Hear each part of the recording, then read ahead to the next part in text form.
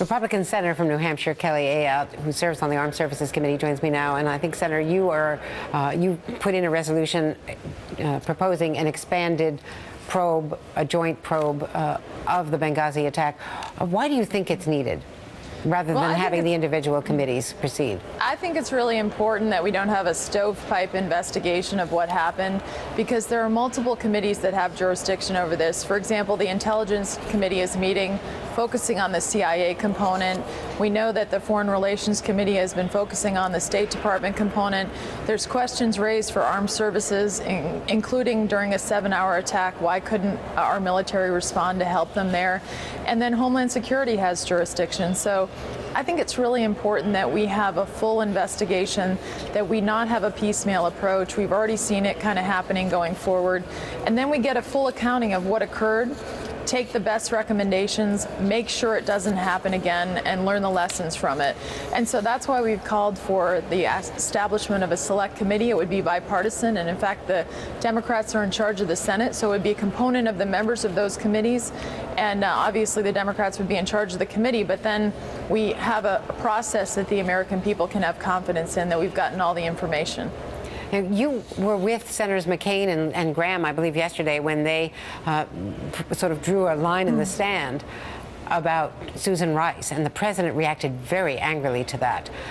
Shouldn't the president have his prerogatives about whom he nominates for cabinet choices, and that person have a fair review based on their entire record, not one day, one morning television about Benghazi?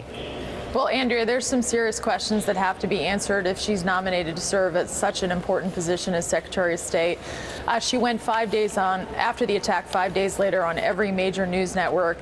The president even said yesterday and said it was a spontaneous reaction to the video. We know that that's not the case. That's not what the facts bore out. And in fact, within hours, there was emails sent to the White House saying that Ansar al-Sharia, a terrorist group, had claimed responsibility for it. So I think those are incredibly important questions that need to be answered. And I think that her nomination should be held until those questions are answered as to why she would do that on every major news network. And I also raised the question based on the president's news conference.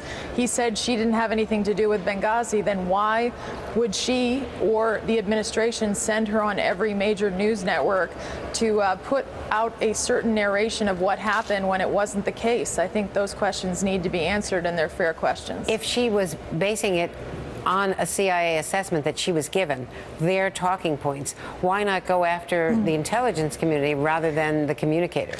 Well, we have so many questions that need to be answered. We don't know what I mean, I know that we're saying the president said it was based on intelligence briefings, but there have been more questions raised. First of all, I think that when you have a position like the UN ambassador, in that position, why didn't she ask how come the Secretary of State or the CIA director or the Department of Defense secretary aren't the ones going on the television show?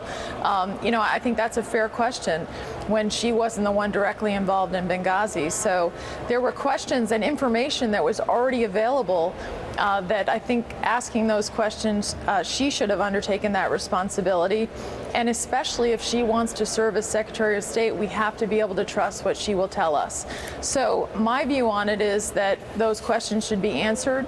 And I think that her testimony, of course, if she is nominated, should be had on those issues, and then we'll judge her answers.